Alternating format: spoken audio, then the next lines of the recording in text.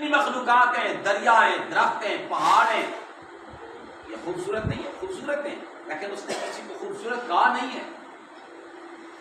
اس نے اگر حسن کا پیکر کہا ہے تو فرمایا لقد خلقنا، اس کی کن کے بغیر نہیں ہے سوائے حضرت انسان کے۔ انسان جب بنانے لگا اللہ تو میں نہیں کن کے ساتھ نہیں بناؤں گا، اس کو ایسے ایسے مراحل سے گزاروں گا، اللہ نے اس کو سنوارنا شروع کیا۔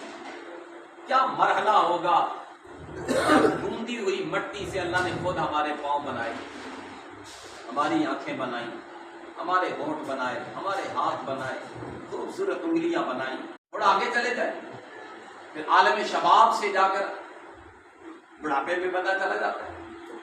اب وہ یہ سمجھتا ہے کہ اولاد میرا سہارا بنے گی، لیکن اللہ پاک کہتا ہے کہ میں مالک ہوں۔ قرآن مجید میں کئی مقامات ہیں رب تعالیٰ نے اپنی مخلوق کو جھنجھوڑا ہے، لیکن میں اپنی دانست کے مطابق یہ جملہ کہنے لگا ہوں، اس سے سخت جملہ مجھے جھنجھوڑنے کے لیے نہیں ملا۔ رب تعالیٰ نے فرمایا افحسبتم ان، تیری تخلیق کا فقط مقصد یہ نہیں ہے۔ اور پورے قرآن مجید میں یہ جھنجھوڑنے والا جملہ بھی صرف انسان کے لیے کہا، ورنہ دیکھتا تو گدھا بھی ہے، دیکھتی تو گائے بھی ہے۔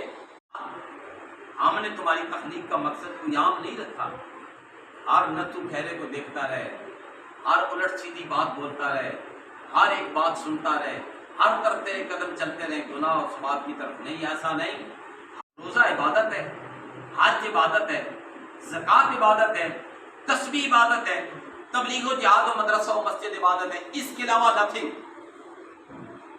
نماز ہے دن میں 5 مرتبہ، روزہ ہے سال من ینفع الناس۔ تم میں سے بہترین پھر انسان وہ ہے جو دوسروں کا بھلا سوچے، جو دوسروں کے لیے فائدہ مند ہو جائے، چاہے وہ دنیاوی معاملات میں فائدہ سوچے تو قبر میں جب تک رہے گا اس کو ثواب اس کا ملتا رہے گا۔ صدقۃ جاریہ، صدقہ جاریہ، مدرسہ بنا گیا، راہ ہموار کر گیا، کہیں چھاؤں کا بندوبست میں، والدہ کی زندگی میں ان کا یہ حق پورا نہیں کر سکا، اب اگر پچھتاتا ہے اور چاہتا ہے کہ وہ حق پورے ہو جائے اور مجھے معافی مل جائے اللہ اور اس کے رسول کی بارگاہ سے، اسے چاہیے روزانہ 3 مرتبہ یہ دعا مانگا کرے۔ فرمایا وَكَتَبَ اللَّهُ لَهُ بَرًّا، یہ جملہ اور قابل توجہ ہے۔ میرے آقا نے فرمایا جو زیارت کرنے والا ہے اللہ اس کو اپنے ہاں نیکوں میں لکھ دیتا ہے کہ یہ نیک اولاد ہے۔